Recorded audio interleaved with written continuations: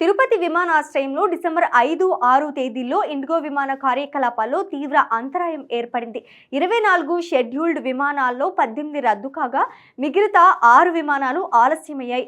అయితే ఇతర విమాన సంస్థల రాకపోకలు మాత్రం సాధారణంగా కొనసాగాయి. ఈ అంతరాయం సమయంలో ప్రయాణికులకు భోజనం, వసతి, రీఫండ్లు వంటి అన్ని అవసరమైన సౌకర్యాలు ఇండిగోతో కలిసి అందించామని ఏపీడీ భూమినాథన్ తెలిపారు. డిసెంబర్ 7వ తేదీ నుండి ఇండిగో కార్యకలాపాలు పూర్తిగా సాధారణ స్థితికి చేరుకున్నాయన్నారు.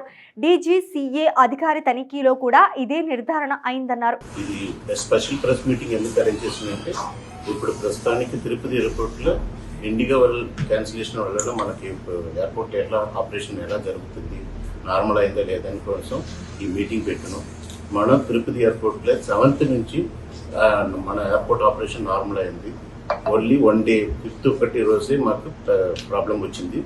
అதாவது వాళ్ళకి ఇండిగో వాళ్ళు 12 ఫ్లైట్ ఆపరేషన్ చేస్తున్నారు. ఇప్పుడు ఆ రోజు వచ్చి 9 ఆపరేషన్ క్యాన్సిల్ చేశారు.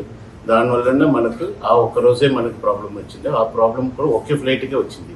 ఢిల్లీ ఫ్లైట్ వాళ్ళు వచ్చారు, వాళ్ళకి మళ్ళీ క్యాన్సిల్ అయినారు, వాళ్ళు వెళ్ళిపోవాలి కదా. దానికోసం వాళ్ళకి ఫుడ్, వాటర్ అకామిడేషన్, ట్యాక్సీ కూడా అరేంజ్ చేశారు. ఇక్కడి నుంచి వెళ్ళి చెన్నై నుంచి, బెంగళూరు నుంచి వాళ్ళు క్యాచ్ చేసుకోవాలని స్పెషల్ ట్యాక్సీ కూడా అరేంజ్ చేసి ఇచ్చారు. మన ఎయిర్లైన్స్ వాళ్ళు ఫుడ్, డ్రింకింగ్ వాటర్, ట్యాక్సీ, మన ఎయిర్పోర్ట్ అథారిటీ నుంచి కూడా we are coordinated everything. Help desk, control room అన్నీ క్రియేట్ చేసి పెట్టినాం. ఇప్పుడు ప్రస్తుతానికి తిరుపతి ఎయిర్పోర్ట్లో అన్ని ఆపరేషన్ నార్మల్గా జరుగుతుంది. ఫెసిలిటేషన్ కూడా ఏం నిర్బంధం లేదు ఇక్కడ. అది దాని మీకు బ్రీఫ్ చేయాలంటే ఈ ప్రెస్ మీటింగ్ పెట్టింది. ఒక ఫ్లైట్ క్యాన్సిల్ చేశారు, ఎందుకంటే వాళ్ళకి ప్యాసింజర్ షార్ట్ ఫాల్ వచ్చింది.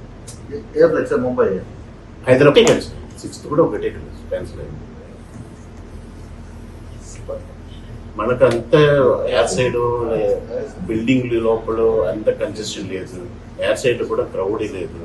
ఎందుకంటే అడ్వాన్స్ వాళ్ళు ఇన్ఫర్మేషన్ ఇచ్చిన వల్ల మన ప్యాసింజర్ ఎయిర్పోర్ట్ వచ్చిన వాళ్ళు కూడా రాలేదు, ఒకే ఫ్లైట్ వచ్చారు, అదే ప్రాబ్లం అయింది.